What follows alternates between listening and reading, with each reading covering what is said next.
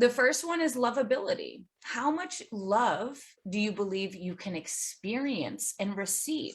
A lot of times we think so much about giving out love and we don't remember.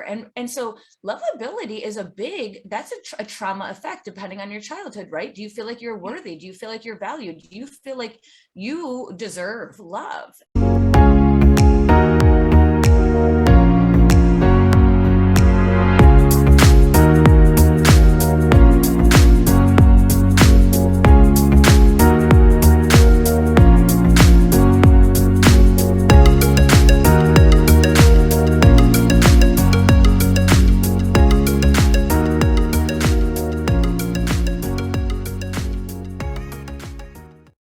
Design isn't like the end all be all. It's going to read the chart. It tells everything in your life because it doesn't know your life experiences. I wanted to ask you a question. I found out that I had the wrong time on my chart.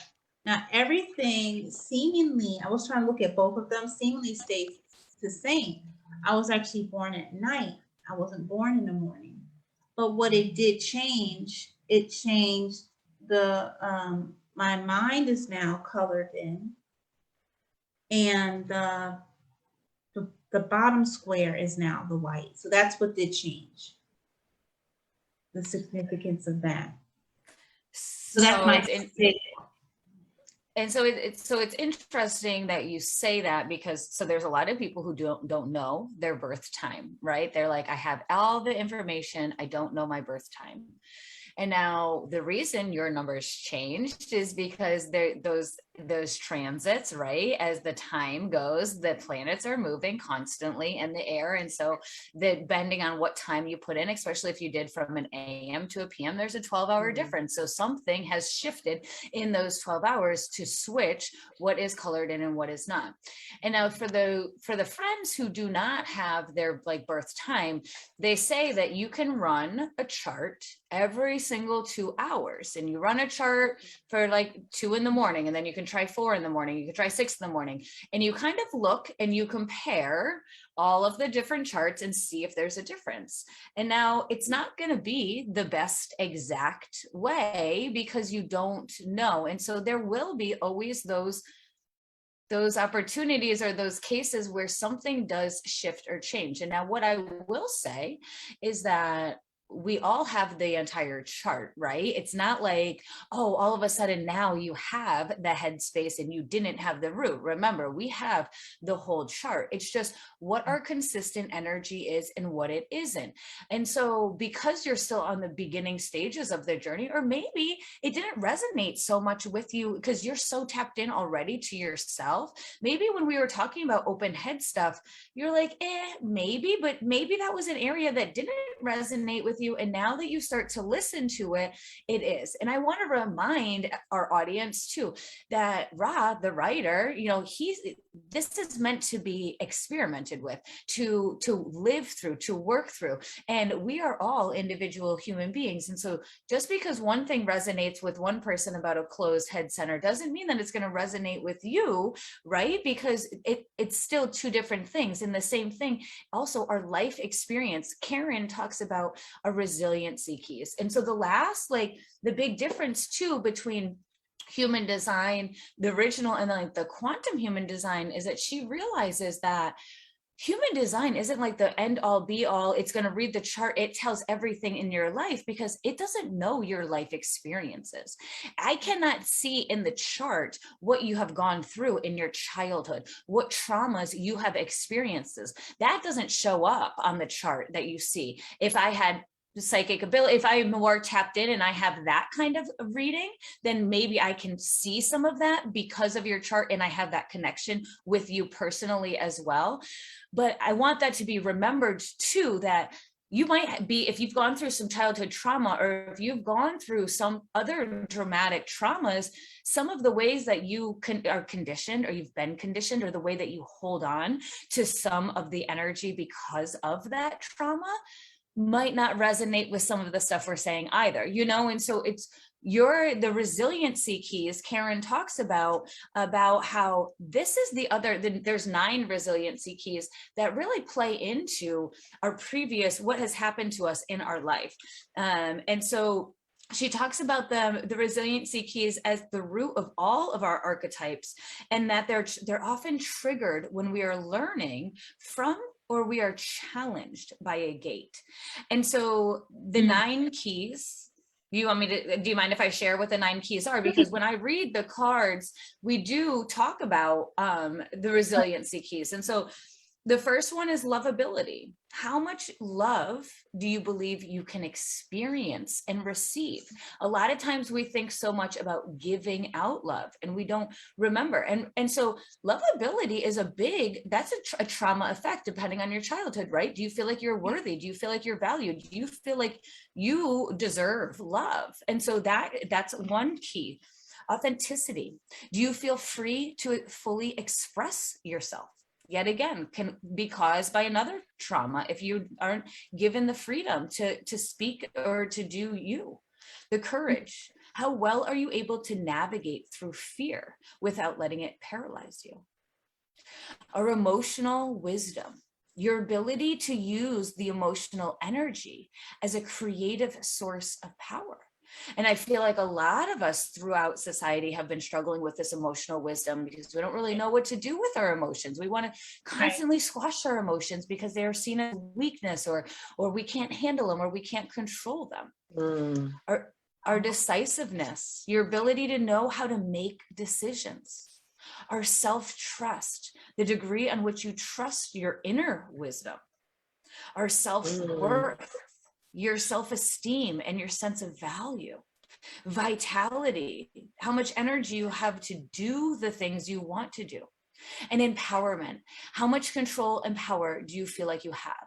And so all of those keys, as we kind of listen to it, you can kind of be in and like, oh, if this was kind of squashed when I was a child, this might be why I'm kind of fighting back my courage for fear, or maybe why all of this outside fear is kind of playing on you because you're like, oh, I didn't really learn how to navigate through my emotional wisdom. And so now all of this external energies is really messing with me because I don't know how to handle my own, right? And so I know I went on a huge transit from your time because I want to come back to that. So your time, and everybody who might not know their time, because that's the most popular question I get all the time.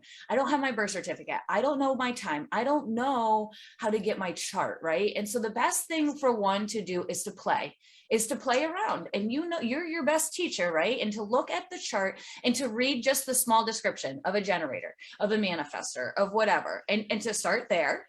And then you can always dive in, and you can always do an astrology readings. Like you can get an astrology reading. They really know how to hone in on the time. But also I want you to just have the awareness that there is all of the whole chart. And so even if you start with a chart and it might not be fully as exact, as you start to play through it and as you start to feel through it, and you're like, you know what?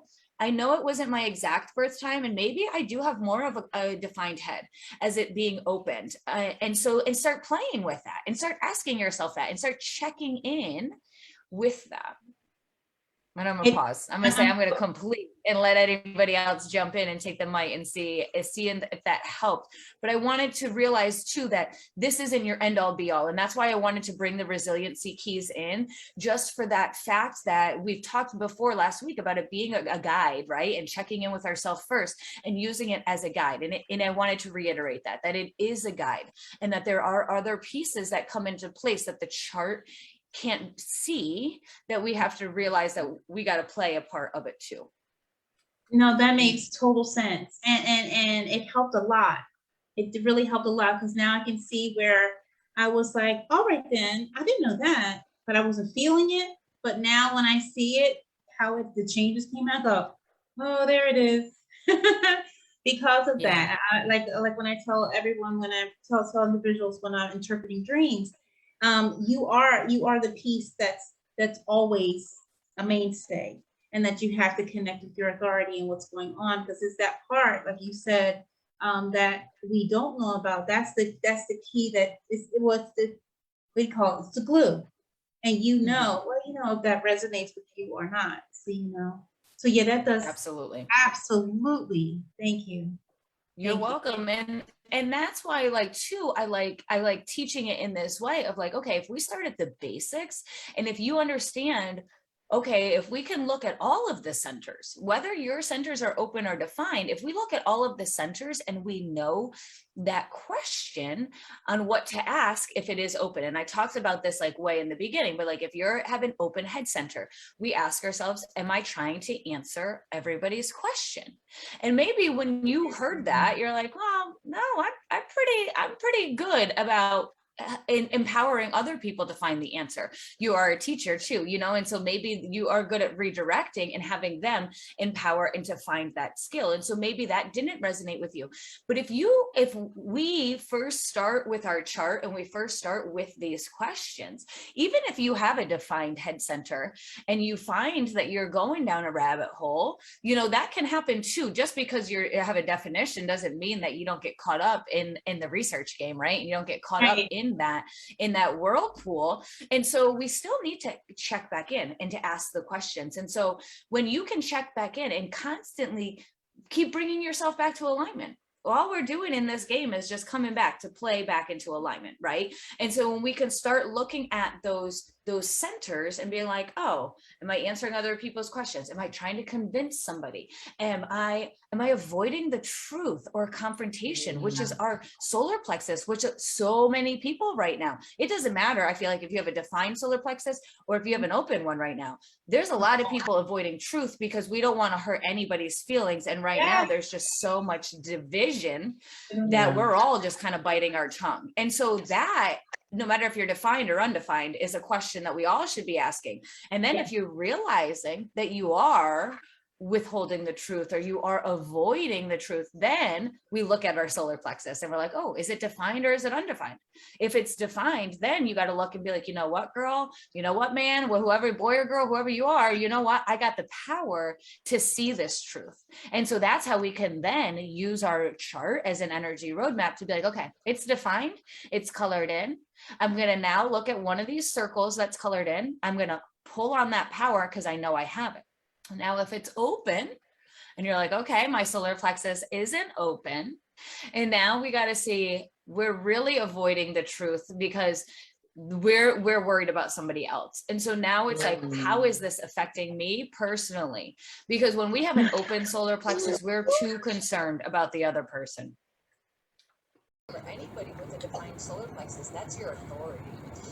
That was my cat agreeing with what you were saying about the truth and about how some people don't want to see the truth. And you know, since I have the defined solar plex, it's like sometimes it's like, ooh, but I'm gonna just say it no matter what. Because boo, you need to hear Jessie, this is important. So Jessie, yours is defined. You have a defined solar plexus? Yeah. Okay, hey, and so you're gonna burn. I'm sorry, my cat is gonna burn himself. Well, I was gonna say, because you said that you're like, oh, I don't care, I'll just say it. And so do you get to that point where, do you feel ever really a big hesitation, or sometimes are you like, you know what, this just needs to be said, and do you always kind of feel confident in it? Or is it something that you've worked on to build? It's something I worked on. It's something I worked on, and with the past you know, before it was just me like, yeah, I know this is it, but seeing it on paper with you was just like a validation to what I already knew, basically. Because I get like this when I'm speaking to people, I get like this really like warm feeling around here, and I always got it. And then it will come to my heart. It's like, dude, like if you don't say it, it's gonna get real like for you. And for me, it used to get like real crazy, because then I used to, if I didn't say the truth, my body will hurt. And I will intake the truth, right?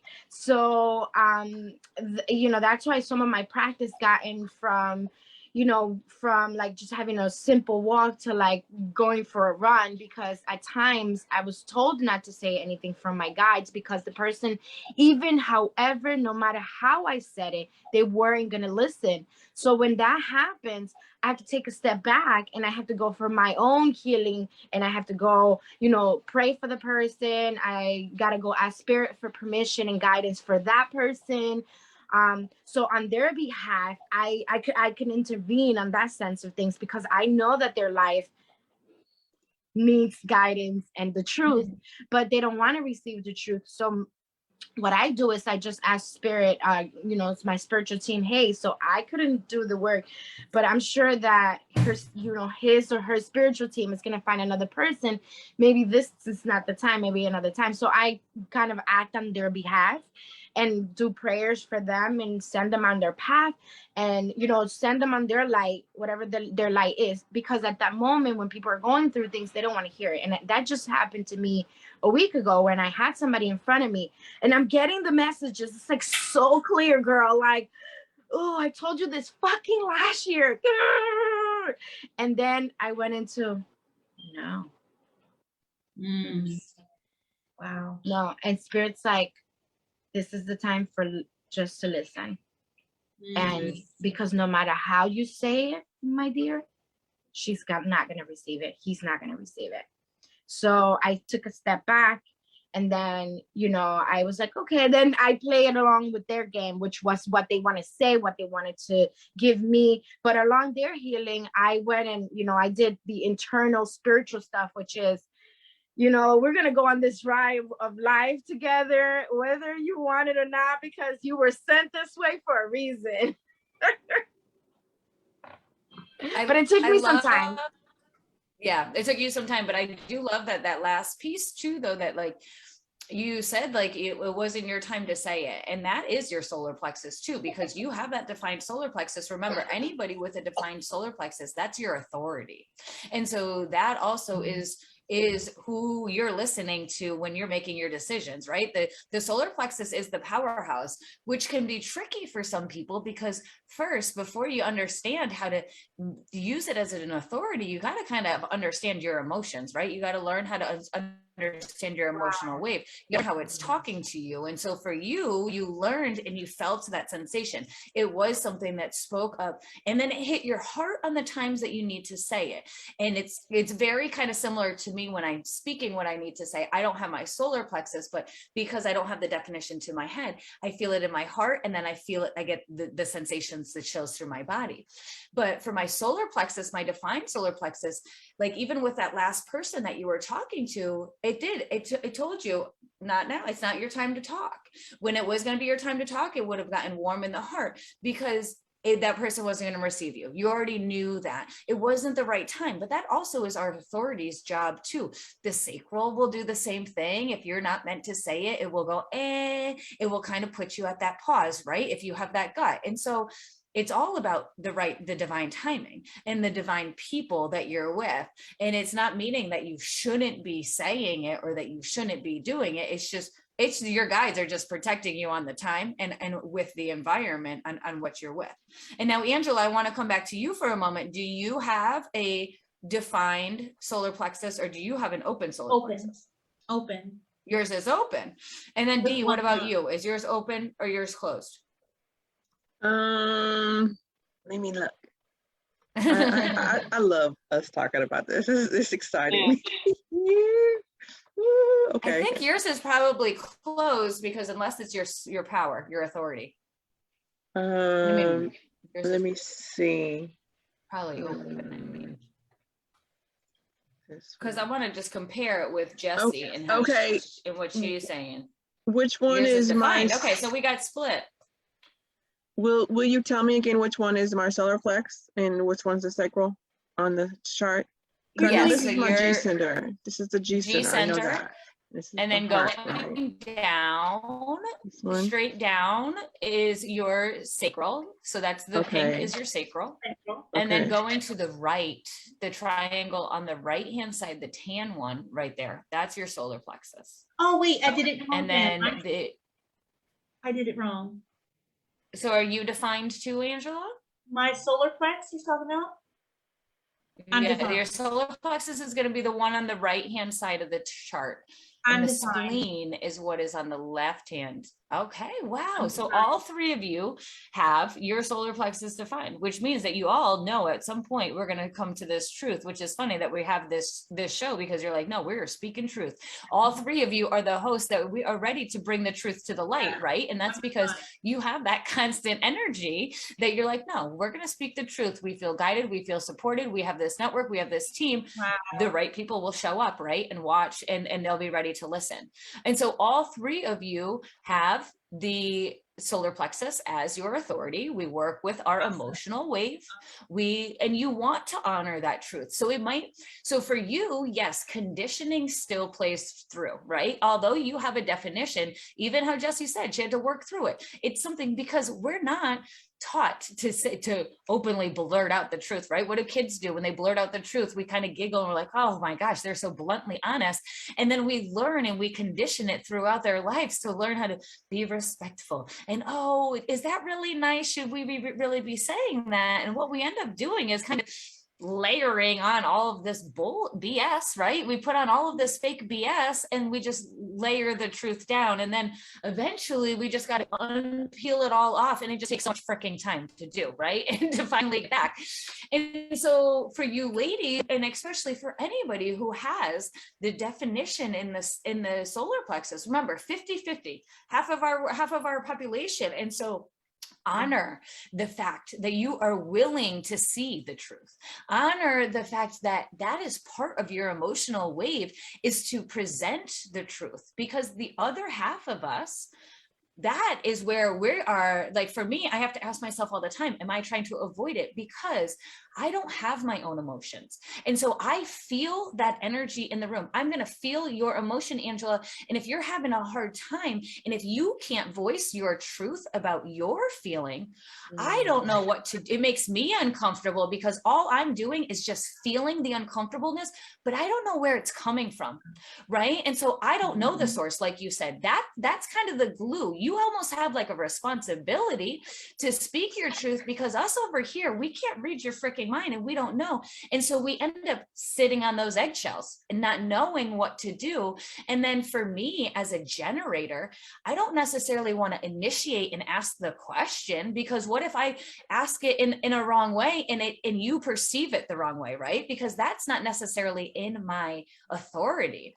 To ask you, I can ask and I can try to dance around it a little bit differently. But if I want to try to honor that, I got to try to just learn, this isn't my energy. I got to learn how to just sit and hold space, right? That sometimes people just need to sit with them.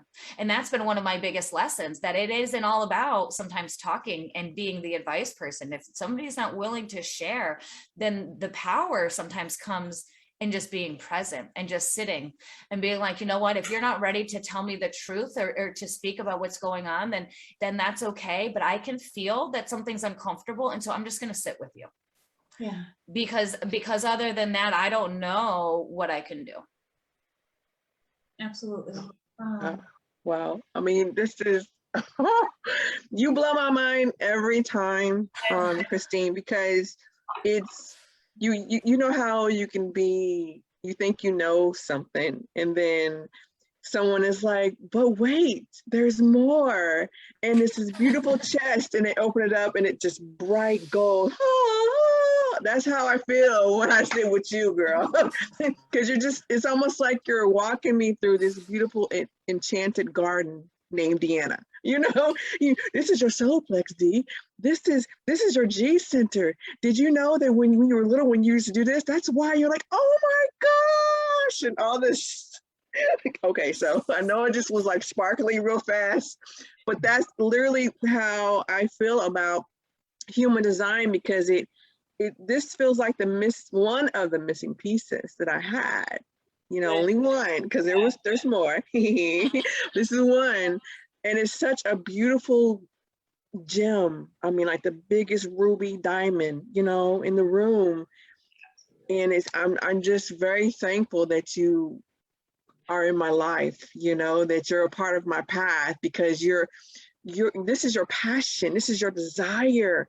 And I feel that when you talk about it, and that makes me even more excited about it too. So I wanted to share that. Yay.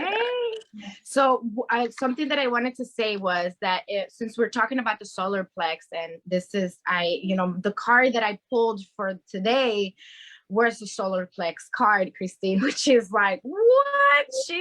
And I'm just like, and the card wants us to get the warrior in us. Yes, Christine, because I've been working with, remember the video that I sent yesterday to our group, is to get into that warrior, and who is the warrior, how to take the warrior in you out so that you can go out into this beautiful world and, you can be the warrior. And what does warrior do? And they have, consistency, they have strength, and, they have all of these beautiful superpower, right? That we have, and we are able to tap in. And I love that we're having that type of conversation, this type of conversation today, because it is like, yes, like the truth, this is what we're speaking. And this is one of the things that will unblock you. And if you, so I wanted to read from my book, because this is about solar plex, and I wanted to so if you don't have a defined solar plex and you want to work with your solar plex and you want to figure out if your solar plex is blocked, or if it's open, or if it's something that, oh wait, am I really like, is this like warm? Is this like something? Because we have to work with all of them, of course, all of our chakras. But if you want to focus on one today, that it's going to bring you something, and this is going to bring the warrior in you. And this is why I wanted to touch upon this one. So if your solar plexus block feels so small, so what you do is like you feel powerless. And you don't have any control of your feelings. You don't have any control of your emotions, of your surroundings, of what's going on. So tapping into that solar plex and doing a workout that will get you there, or doing a breathing exercise, or just being in the moment. If you wanted to go with a position for yoga, camel is the position to go for this. And you just practice a little bit and stay in it. And what you're going to say to yourself is you're going to check in with your body and say, talk to your solar plex, talk to your body. Because that's the thing with us. In Camel, a good one to say to yourself while you're doing this for solar plexus is I am love, because it is a heart opener and it is our solar plexus, right? And so if you're going to do your camel pose, say I am love, I am love, I am love, especially if you're feeling powerless. Sorry, I just wanted to interrupt with that. But no interruption. We were just going back and forth on this because this is so good. Because wow. Jesse's computer phone's taking over. Yeah, take over, Christine, while I come back. No, I wanted to see what the solar plexus thing was saying, though, because it is funny that video that she did share, which we should drop it in the comments below, was talking all about the warrior and all about that. But how I love that you're pulling in the seven chakras, right? We're talking about the solar plexus as being that yellow, as being right underneath our heart when we're talking about the 7 chakra system. But the relation of the solar plexus, it stays the same, whether we're in the 7, whether we're in the 9. It's all about our emotional support. It's all about our love, all our confidence. And that's the same thing being over here. And so I love how we're kind of blending all of that, including the yoga, because that is my first passion, my first love when I started on my journey. And so, and I do just love the fact that I just feel like Jesse and I have been so in sync recently with our couple of different groups. And this was all not planned at all. And I don't even know why I got stuck on the solar plexus this morning, but obviously it was meant to be. And so, and it's interesting too, that all 3 of you have the defined solar plexus. And I did see in the chat that Tiffany does as well. And so I want to keep talking about that. And I want to hear what you like to say too, blocked, because it's not going to necessarily mean anything if it's defined or open, because no matter if you're defined or if you have an open solar plexus, you can have a block, right? We can be blocked whether we have consistent energy or whether we don't. And so this can go for everybody. And so let's read what it says for if you do have a block. Yeah. So you might make lots of plans, but show zero follow through, or just feel lost and aimless, and sailboats without sail. So that means that, like, if this is the feeling that you're experiencing, and whoever is listening to us, if you're making plans and you're not getting up, if your friends wanted to call you and you're just like, you know what, this is not the right time, or you continue to go into that pattern, that's because your solar plex is blocked, and you have that oh, I don't want to move from here, that's too much.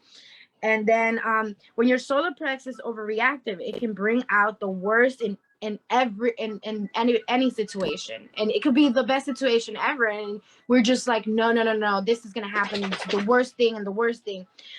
You operate on manipulation. So a manipulation mode of your body. Single-mindedness, too much ego, and needs to control everyone and everything around you. So the ego plays a huge part when your solar plex is blocked. And we know that if we act on ego, then things are just chaotic, because the ego is there to protect us, not to help us, elevate or be at flow or any of that. And some key concept is the personal power. This holds your personal power, identity, your opinions, your intellect, your actions, your ambitions, your will. So if you're not taking actions in your life, it's because something is there. Like, there is another way to do it. We don't have to all do it the same way. I'm talking about the ego, and in that card about being blocked. And so I want to kind of bring it back to being defined and undefined. So let's connect it back to human design, right? And so if you have a defined solar plexus, that's your authority, right? That is what you're going to listen to. You're going to get out of your head. You're not going to let your head make your decision. You're going to listen to your emotions. Now, that ego part, that blockage that she was talking about, if you don't learn your emotional wheel, right? If you don't know your emotional wheel, you don't understand that our emotions are our superpower, what's going to happen is you might make those commitments with those friends when you're feeling nice and high, you're in a great mood, and you're doing all this, you make all of these commitments because they ask you and you answer immediately. And then the day of the event comes around and you're like, oh man, I don't want to go to this. I agree to this. Because you just immediately answered, didn't listen to that solar. And so it's technically, you can call it a block, but it's also just you're not listening to the energy. So I guess, yeah, you're blocking the answer to come to you. You're blocking that decision-making process to come to you. And you're not letting the wave go. You're kind of answering just in the moment. And so that's the trick with solar plexus. That's the tricky part, is that you got to wait on some time. If somebody's going to ask you right now, hey, Angela, you want to go to lunch right now? And you're like, I don't know what I'm going to be doing in 15 minutes. I can't tell you right now. Like, you guys work better if you can have a schedule and be like, I would love to go to lunch with you tomorrow. Or, how can you and so learning my solar plexus people, learning how we can interject and add a piece so that you have a moment to think about it. Like, oh, I don't have my calendar. For all of you entrepreneurs, you know what? I don't got my calendar on me right now. I really don't want to disappoint you. I gotta check. I gotta get back to you, right? I need a minute to think and to get back to you. And now for my people who are not a defined solar plexus, talking about the blockages and talking about that feeling of self-worth, because it is where our confidence. And so the confidence and everything is coming from our solar plexus, but it's also when it's undefined, we don't have that consistent energy. And so you're picking up other people's feelings. And so if you are out into the world or in society, if you're a group of people and all of a sudden you're like, oh, I don't think I can get up on stage, or I don't think I can do this in front of these people, I want you to check back in and see if really you're feeling, because that could just be a blockage that somebody else is experiencing. Remember, you're getting the emotions, you're getting the conditioning from other people. And so it might not be your emotion that you're feeling that. It could be a hint from somebody else. Wow. And so to learn to check in and be like, no, I was so confident. I was driving. I knew I was going to get on stage. I knew I was going to teach this in front of all these people. I was golden when I was, why now? Because I'm coming around all of these other energies. And so now learning, be like, oh, it's not my energy. And so that is another blockage, right? If you have an open solar plexus, your blockages might come from external energies coming in. Whereas if you have a defined solar plexus, your blockages might come from the lack of listening and or the lack of giving yourself time to listen to the full wave. Wow. Wow. I'm so happy that you said that. I'm so happy that you said that. Giving time, you know, you need time to check in. You know, when I know whenever my sons ask for something, I had to, well, let me check and see, you know. Yeah. And we don't that simple thing that we don't actually think is or give weight to it necessary in life of let me check and see, you know. Mm-hmm. And that's giving your time to go within your authority and see what you really can do. And it's this total act of self-love, you know. And I had to learn how to do that, because I was just like an open field between 25 and 35 and went through all these different waves of chaos. But when it came to my realization, oh, you know, check in on yourself, check and see first. You don't always have to, you know. And then when I gave myself that time, then that was, it makes things so much better and so much aligned. And so much aligned in life, because there was no, if you think you're just causing chaos with yourself, you're also causing chaos with everyone else. Absolutely, because our energy ripples, right? Our energy ripples, and we have to remember that. Yes. And that's flowing through like boom. I'm like, whoa. I caused all this by not taking the time and actually listening. Yes. Taking My solar plexus people, you need that time. And it's hard for my manifesting generators, right? Because you got the energy, you want to do it. You want to go out and make it happen. And so it's a layer of patience. It's a double layer of patience. Not only do you have the layer that you got to wait to respond, you shouldn't initiate, but now you have that other layer of really checking in, of trying not to respond, of not to react, of really trying to respond, right? And listening and learning those key phrases that make you feel like you don't have to answer now.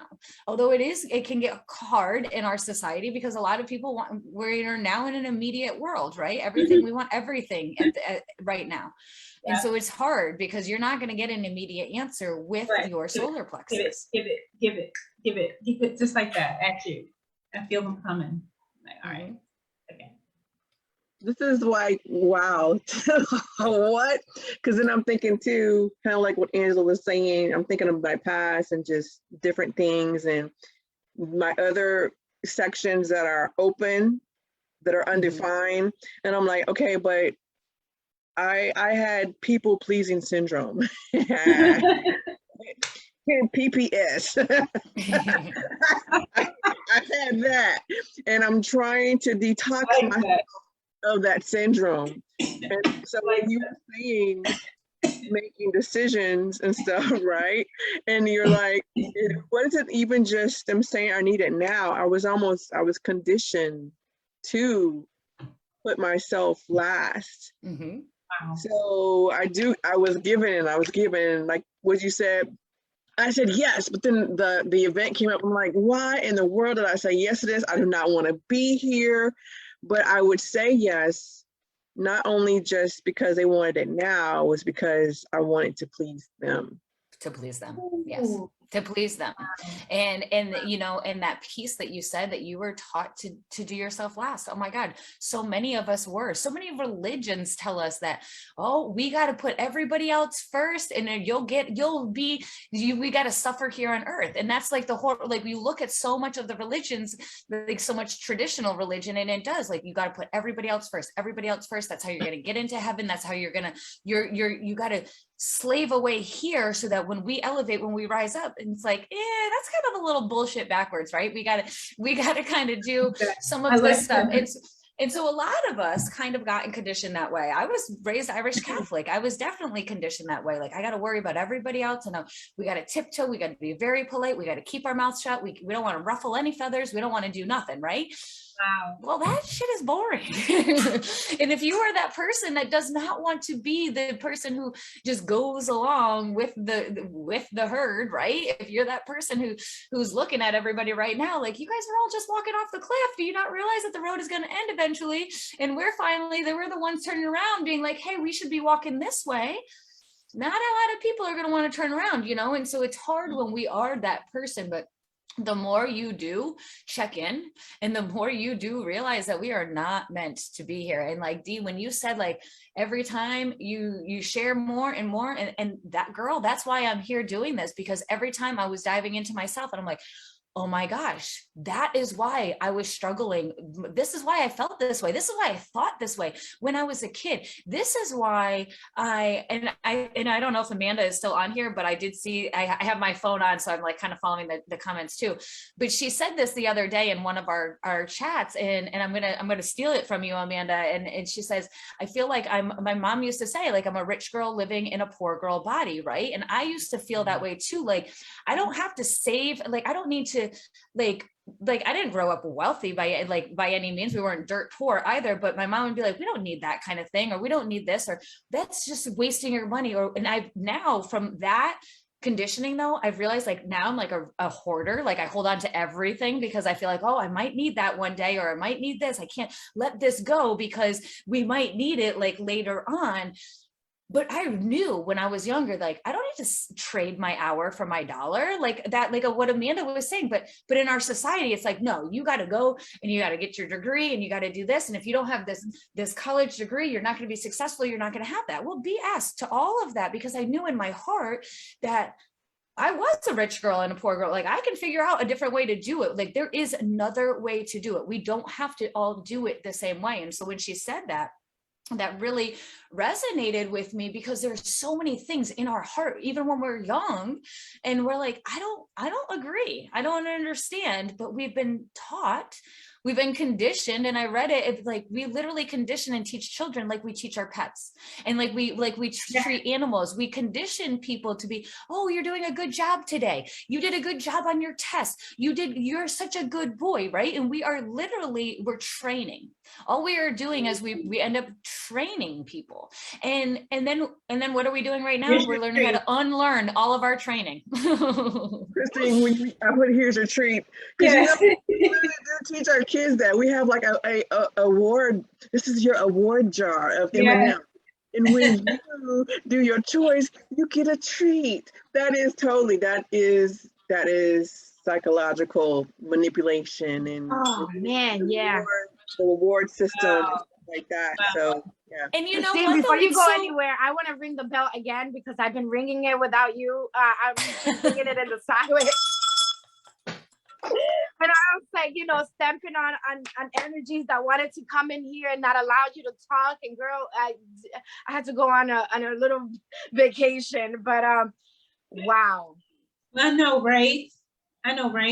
So many nuggets. Ooh. So many nuggets. I really, really, really, I'm so excited for this, for everybody, not just for parents, for us, adults, young adults and everything, because this is the kind of information that we need as a parent, we need as a adult, we need just as a human, right? Because we are playing a human game here. So this is the roadmap, Do you need a roadmap to your life? This is the roadmap to what you can do and what you can do for yourself and how you can do these things. And I love that Amanda said that. And when she said, I was like, oh my God, my heart like jumped too, because I'm like, dude, I feel like I was like that when I was little. And my parents were like, my dad was always like, I'm the one that's going to take the family out of where we live, because so when our family didn't even have light at one point of life, because that's what we live. So when my father and I speak now, and we speak about, you know, stuff from my grandfather, stuff that I bring up to him, and, you know, last year especially, because through my spiritual awakening, you know, my grandfather is one of my guides. So finding out that he was one of my guides and going up to my dad, and he's like, what are you doing? Who are you talking to? Why are you talking to my dad? And, you know, so I had to kind of explain to him, you know, certain things that, you know, he didn't remember and that I remember. You know, my grandfather reminded me, you know, and dreams and stuff like that. And, you know, when I was speaking to him, he said, you know, my father did say that I was the one that I was going to, you know, bring light to the house. And boom, I brought light to the house. And then here you are trying to, you know, get the land back. And, you know, here you are in the quest to getting the land back for the family. And I'm excited because I don't know who you're speaking to or who you're speaking to, but whatever you're learning now is definitely something that, you know, our family is going to need. So I'm excited for that. So I'm excited that we're like doing this kind of talks, because it is so needed for people to hear that. Because I feel like this is more of like now that it's coming out to the surface, because the rich people had this all along, you know. It's just, you know, I feel like they had it for a while, and now the poor, and I don't even want to label us, all of us, but the fact that we're here and we're talking about it and we're like, what? Go ahead.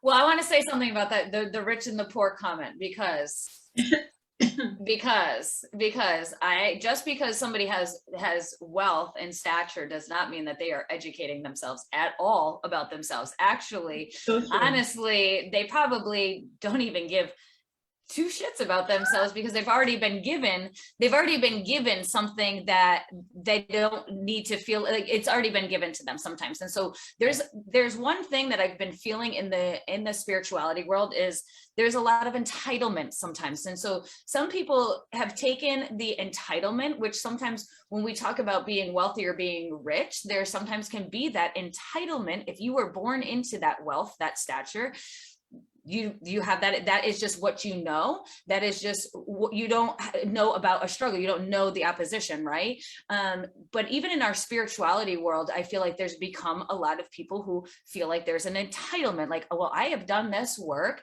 I am now a shadow work, I am now above you, I have raised my elevation, I am now above you. No, we are not above anybody. Nobody is above anybody. I am not more entitled than you because I have done my work. And just because you're in the 3D and I'm in the 5D does not make me better. What I have realized is that I am valuable, and that if you are not valuing me, I do not need to play with you.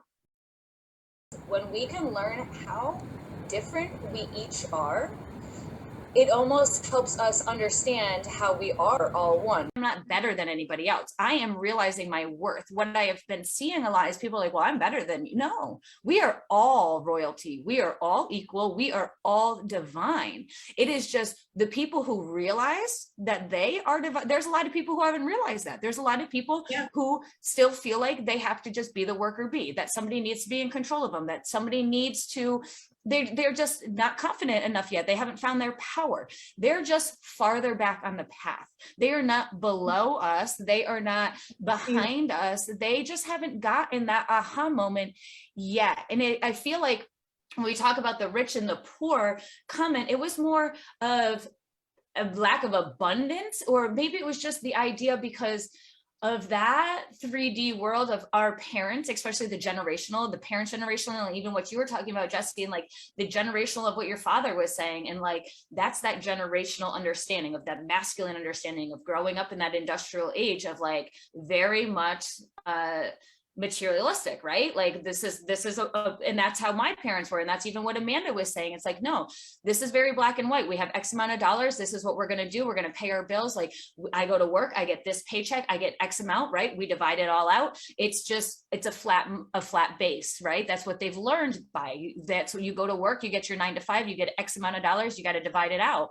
And now, but all of us realizing, we saw this shift, and this is why we're all here, right? We are the star seeds to help shift this. We had that feeling in our heart that there's no such thing as trading your dollar, your hour for the dollar. That's ridiculous. That we are all more valuable than that value exchange, right? That energetic exchange is not, it doesn't make sense. And we've all realized that, right? That's why we're all doing what we're doing. We're all trying different paths. We're all out here trying to show value in another way. And human design, Karen talks about quantum human design, money is going to go away. Like, we're pretty soon, all of the systems is crumbling. Like, it's not, we're going to come back to more barter and trading.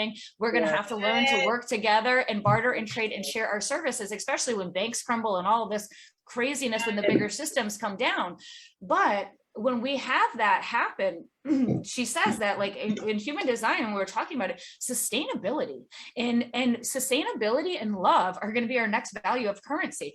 Is what you're doing sustaining not only yourself? Can it be sustainable for society, for community, but can it be sustainable for Mama Gaia?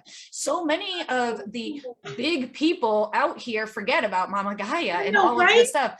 And they're like, pollution and all of this stuff. And they're like, and all of those big people are like, they want to block out the sun. Like, what is that about? Like, blocking out the sun to try to help with whatever global warming. Like, how does that make sense? That makes no sense to me at all. But they're so disconnected from the earth. And what's really going to happen is we need to have the connection back to the earth, because she is our savior. Yes, Yeah. yes. She's kicking butt, though. Let me ring the bell. She's kicking butt. And taking names. Yeah. All I gotta say is, Christine, you got the chat going fire. I mean, everyone's like, I just tuned in for some fire, and bam, and there it is. That's what Danica said. Yeah. You know oh my what gosh! Oh my gosh! I feel, just to sum up what you said, everybody, no matter who they are, what they are, they need to realize that we are all one. Period. Because one. Wait, drop the mic. Because then they will see, this is why I need to love the bees. You know, then they will see, this is why that we need to stop cutting down the trees, because the trees are really part of our lungs. That's how we breathe. They will see that we are all in this together. There's no I'm single, it's unity. That's the singularity, I would say. That's, if everyone can really get to that point of their awareness and love, because it's both, it's awareness and love. Because when I love you, then I see you, and I know that ripple effect is, as both of you and Angela were saying earlier, that my decisions affect my mood, affect my thoughts, affect everything, not just me, because I'm not just on this planet by myself. It's not just D here, it's everybody. Right. So if we can just get back to that oneness, and not even saying I'm Black, there's no race, we're human. And some of us aren't even human. Okay, but anyway, if we can just really realize that we're all here together, then it'll be awesome sauce. It'll be awesome sauce. Christine, I'm so glad that you, sorry.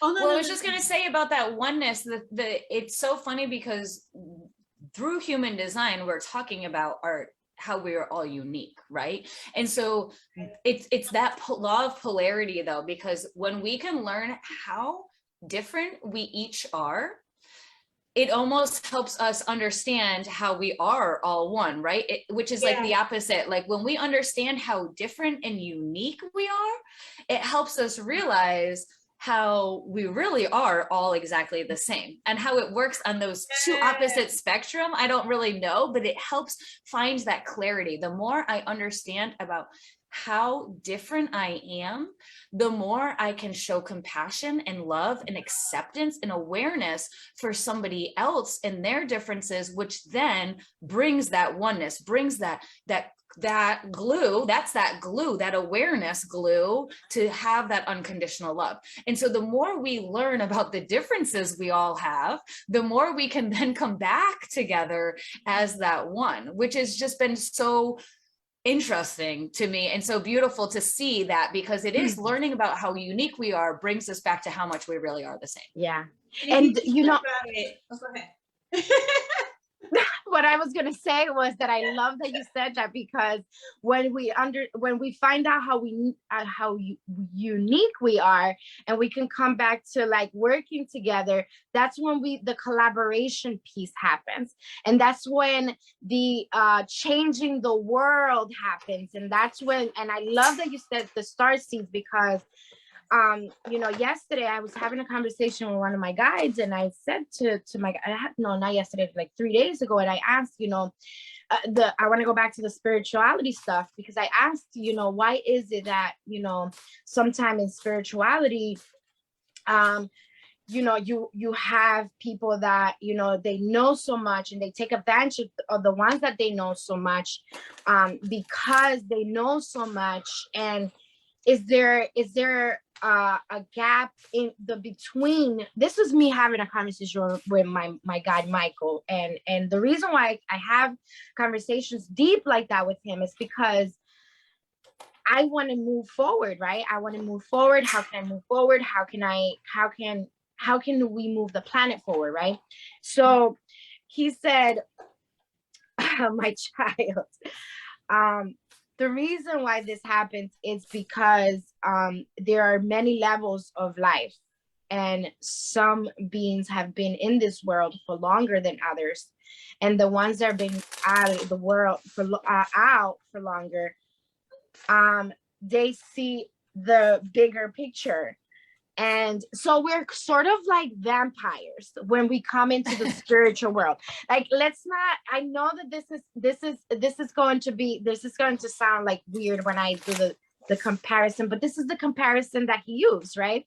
So we're sort of like vampires and if you've never seen Twilight, maybe go and see it so that you can go understand what I'm talking about. So when the vampires become vampires at first, they're wild, they're aggressive, they're just saying things, they're like just getting all the blood, and this is what the energy suckers are, right?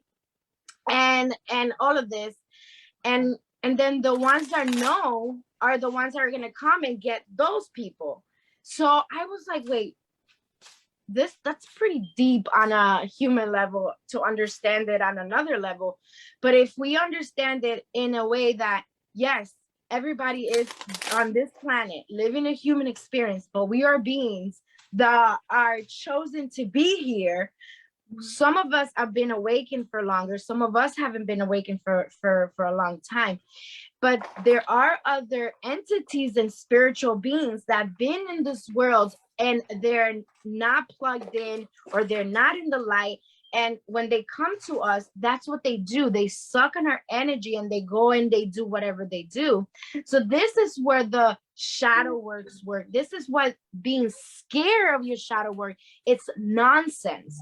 Because when you do your shadow work, you don't allow these beings that are invisible to us to suck on our energies, because they're here. Yes, our guides are going to protect us and guide us to process it. But if we choose to refuse our guides' help, how can our guides interfere for us when our bubbles continue to be breaking all the time? Our spiritual team gives us a bubble, and bam, we break it, because we want to be in the club scene, we want to be doing this, we want to be doing that, and we want to do that. And how is there? Whoa, why is this person not helping me? Why is this guy not helping me? Hello, you broke the bubble that they gave you, and now another being that was invisible took over you. I just wanted to say that. You'll know what you need to know when you need to know it. I want all you mamas and all you papas out there, if you're like, oh my gosh, I got a sticker chart, I am teaching my kid like a dog, like I don't want you to ever have, like, I don't want to put in any parent guilt right now after what we were just talking about, because I want you to know that you're doing beautiful, you're doing exactly everything that you need to do, and you are doing the best that you can possibly be doing. And I want you to also know too, it's just the way that our society has come, right? This is just a conditioning kind of that is one of the external forces. I have seen so many new mamas now, and so many of my friends who are having children now and have had kids in the past couple of years, breaking out of all of these patternings, doing this unlearning, doing this unschooling, doing all of these different ways. And I have seen people breaking out of it. But I want you to know that our society has not really allowed for a lot of this to happen yet. Like you as a parent, you're kind of being expected to control your child so that you can go to the grocery store and so that you can do this and so that your kid can sit at a desk for 8 hours a day, which our schooling system isn't even appropriate for the ages of our school. And for our kids to learn their human design and to let them live in their design, right? And so I just wanted to touch back on the basis of that. You are not doing anything wrong if that's what if you are following those parenting advice, and if you are doing the sticker chart, and if you are just trying to do what you need to do to create peace and calm in your life, right? Having a child at 24 hours a day is exhausting, and you need to figure out some way to create, right, some kind of schedule for both you and them so that you can both regenerate and refill up your cup. And so I just wanted to make that clear for any of the parents out there. I didn't want to put on any guilt towards anybody that oh my gosh, I can't have my sticker chart anymore, and how am I going to get them to do chores if I don't do that? Because there are some kids it works beautifully with. But what I will say is, if you are a parent and if you do not have your child's chart, please pull your child's chart. Please study a little bit about your child, because it can even, I was just talking to my friend last night, we did a meditation, we were sitting in the car, and she was like, she's a teacher and she's like at wit's end, and she's got 2 kids, and she's like, no matter what I say to them, they're just throwing backlash at me. And I'm like, listen, just send me their charts. I'm like, maybe if it's just a word, sometimes it's just the word. Sometimes it's just the way we go about it with anybody, not even just a child. It could be with anybody, that language, that switch. But sometimes if you can learn that about your kid, or maybe they're a manifester. If you've got a manifester child, they want to do what they want to do. And so maybe how can you redirect it, and rather you tell them to do something, be like, okay, give them options, let them pick what they want to do. Then they feel like they have control over it, right? And so just learning those little pieces can help guide your parenting, not only for you as your design, but then for your child as their design. And then you can kind of help them grow in that way. And so I did want to just kind of say that, because I didn't want anybody to feel, because we did touch on that parenting piece and then we kind of dropped it. And I was like, oh shit, I want to come back to that. I just wanted to give my mother props, because I realize now she connected that my duty to my pleasure to my life. She connected my duty to my heart. She connected my duty to self, So when we cleaned the house, it was like we are loving ourselves, we're keeping our surroundings clean. And I grew up with that and still do that today, so it wasn't like, I'll give you this popsicle if, she connected it to me. She connected it to my heart. She told us about life and love and contentment and what that means, and what cleaning meant. So I like that. I have to give that props. Yeah. And I think that you were blessed, Angela, because you knew your astrology chart. And so your parents did what I'm saying for parents to do now, is to show them, and that's exactly what she did. She showed you who you were in that. And so you are a blessed being to have grown up in that way, to know that you have all of these different things inside of you, to know that you have these energies, to know that you are a unique being. And it is given you that. I mean, I'm not saying that it didn't make you struggle, because like you said, 25 through your 30s, you were bouncing all over. You were still learning your energies, right? But you still had that little piece, that little more openness, and that more awareness than some. Yes, absolutely. See? Hey. What I was gonna say too, because one thing that I was dealing with as far as being a parent and thinking about going through all this shadow work and things coming to the surface the last 2 years, I was at the point to where I felt guilty for not knowing this. My daughter, she's in her teens. Well, no, she's 12. So I was like straight guilty, like, okay, so I put all this baggage on her, you know? And then I was like, why did you come through me in this density? Because why'd you choose me as a mom? You know, I had all that blame and guilt and shame and unforgiveness of myself. So I want to share this with all the parents out there. You are here with us now. You're learning now. And regardless how you show your children or allow them to express themselves, think of them not as your child. Think of them as another being that chose you to come here and just see them in love. Yes. See them in love. You know, it doesn't matter if they're 2 or 6 months or if they're 35. See them as love. So I wanted to share that too, because I suffered through it. That was another reason I wanted to take my life, because I failed my daughter because I didn't clean myself up before having her. But so I want to share that with all of anyone listening today on the replay or live. You're here now. Have grace and compassion with yourself as a parent, as a person, as a spouse. Just first love yourself and just be and love them. Allow them to love you as well. Go ahead, Christine. Awesome. I was just gonna say, you'll know what you need to know when you need to know it. And there's so many parents who I feel like struggle with exactly what you said. And I just want to remind all of you, your children chose you and they are loved, but they are here to be your teacher. They're here to teach you. They are here to show you something.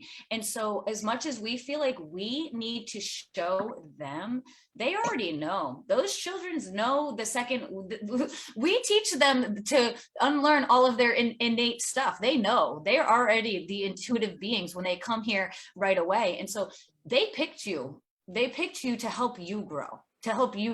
And then their children will help them grow. And you're giving them all of those lessons. So I know it's so hard and it's easier for me to say. I'm screaming, yes! Keep going, yes! They picked you. They did. And they are here to help you open up your eye. And it's like, it's kind of that reverse. It's like the reverse generational as we're unpacking it, right? We are all here to undo all of our curses that have happened before us. And so they're here, they're ready for whatever baggage that's why they're here, you know? And I had to really learn that with my nephew. And I really wanted to like be this big piece and to be this big part. And then you know, there's some shadow work that I can see that my brother might have to do. And I'm like, you know what? And I kind of let it go. At first I wanted to help him see that. And I was going to be that teacher. And I was like, and then I saw my nephew's chart. And I saw exactly what he was. And I was like, you know what? He is going to give my brother every lesson that he needs. And I don't need to be, that is why he came here. He came to show, and whether my brother knows it consciously and can see that because he looks at the chart, or he's going to learn it, he's going to get it either way, right? Whether he's going to be ready for it or not. And so to learn that you did nothing wrong, Dee, and any of those mamas out here, you did absolutely nothing wrong, because our children are here to unpack our baggage. They're here to make the planet better by helping us unpack our baggage, and then the kids come before them and they're going to help them with their baggage, and it's unpacking in that way. And so I love that you shared that though, and I'm so glad that you are here, and that you didn't that some pulled way deep down in that solar plexus was like, Dee, you are worth every ounce of being on this planet, and you have so much more light to share and so much more light to bring and to be. And so I'm so grateful that you are in my world and that your path has crossed mine. Oh my God, same. Thank you. Queen, like seriously, every time I have to be part of the healing process for you.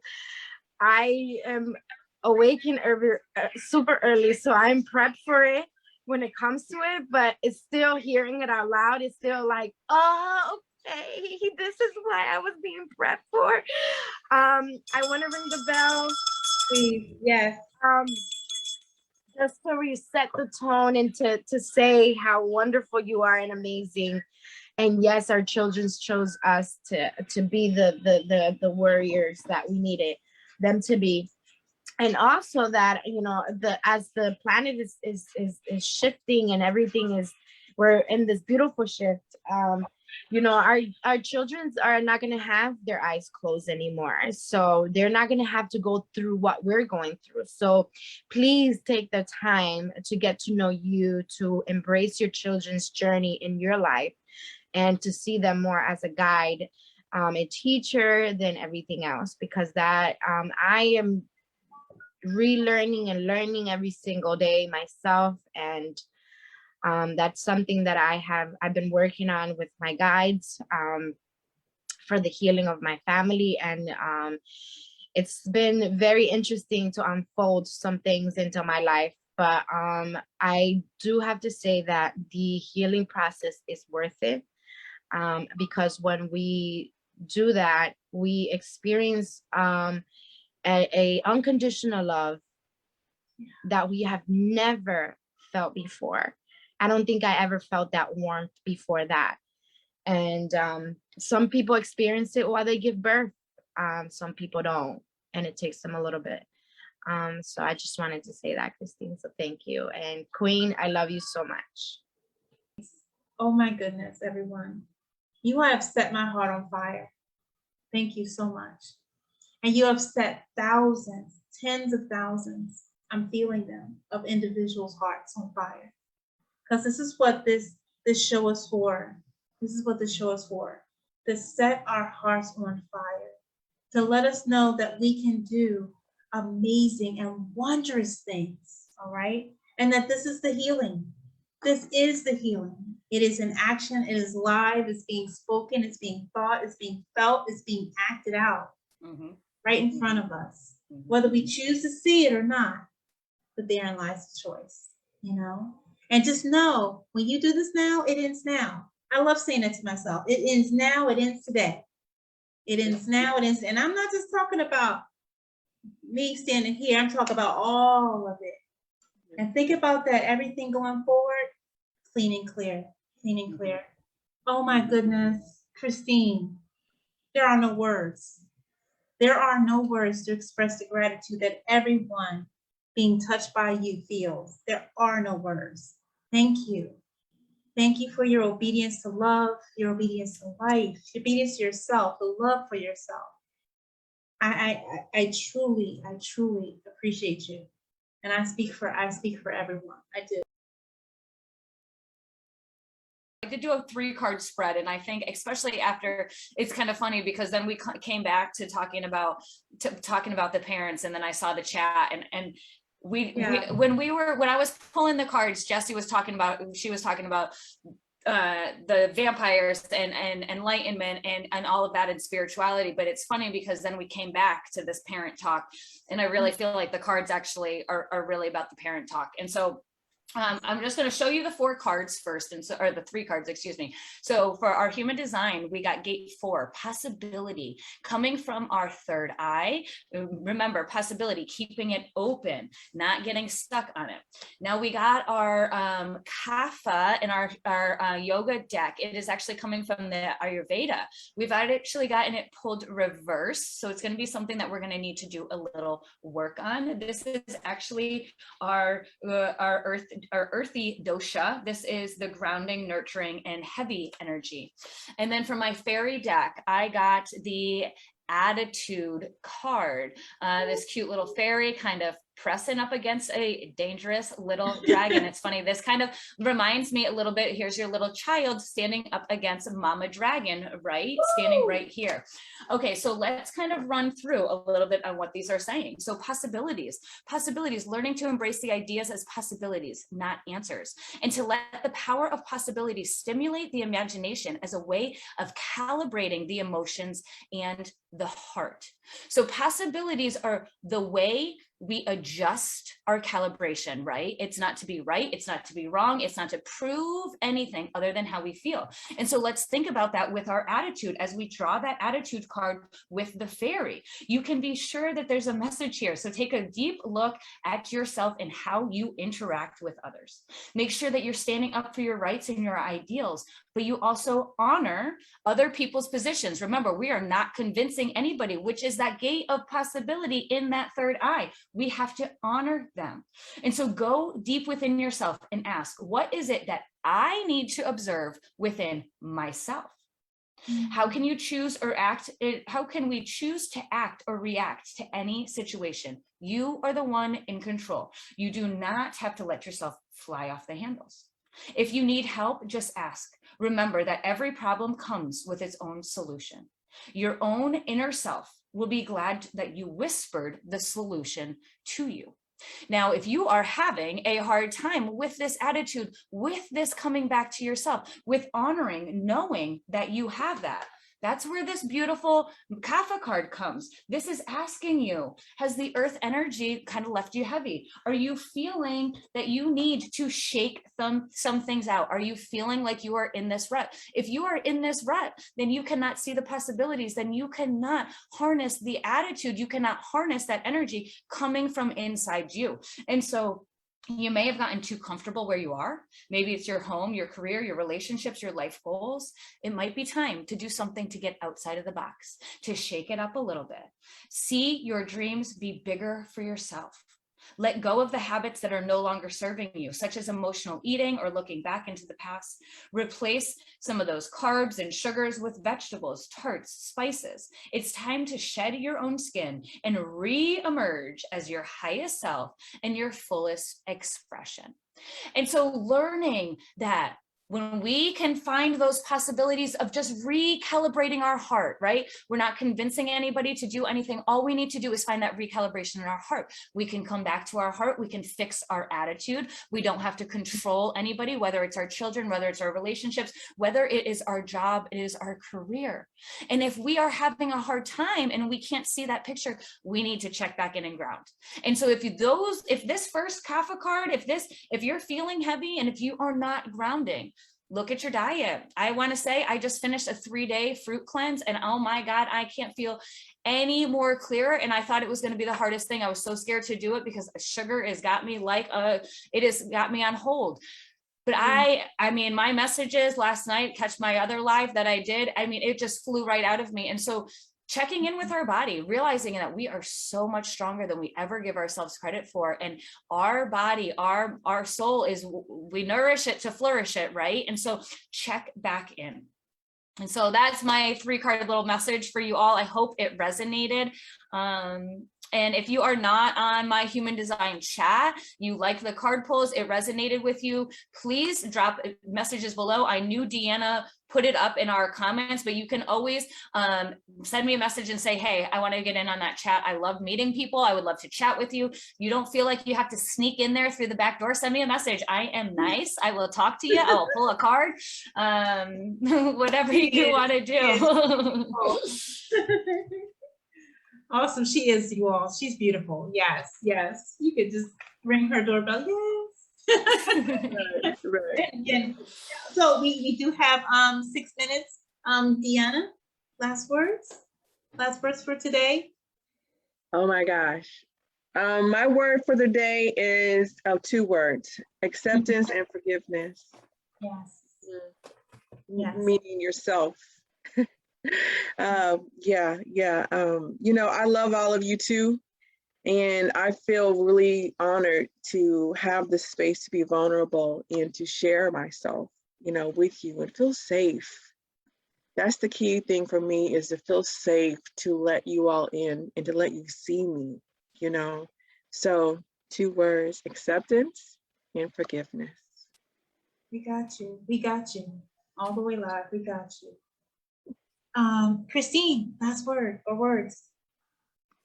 Oh, last words. Well, I'm gonna kind of piggyback off DeAnna, because I say this all the time in my yoga class. So we need to start with that acceptance, right? When we can start with our acceptance, Oh, actually, we start with our awareness. When we start with our awareness, then we can find that acceptance. And then from that acceptance is where we can truly find our unconditional love. And so first you got to start with the awareness. You see that judgingness, you see it. Oh, why am I judging? Okay, I'm going to accept it. I'm just going to let it go. I'm going to accept that I did that. And now I'm going to flip it and I'm going to find that unconditional love. I'm going to find that grace and that forgiveness. Oh, yes. Jessie. I was gonna say the warrior. Just find the warrior in you, and I will put the rest of the card on the chat so that you can have those affirmations. And just like Christine said, there are some blockages. Then today is the perfect day because the new moon was yesterday, and the new moon always grants us and asks us to do this type of work. So if fire is what you want to do and burn things and, you know, release things, do it that way. Water, it's amazing to do things, or just sit with yourself and find that warrior in you. Oh, praise Allah. Oh, wow. Everyone out there, this has been the most amazing show ever. Just like always, I feel just blessed to be a part of this show, and also that you are here with us. Everyone is seeing this on the replay. Please remember to type replay in the comment box. Also, give us any of your aha moments. Give us your comments, your feedback, any questions that you may have, and we'll definitely answer them and bring it on to another live. All right, everyone, remember who you are. Know that you are loved. We got your back.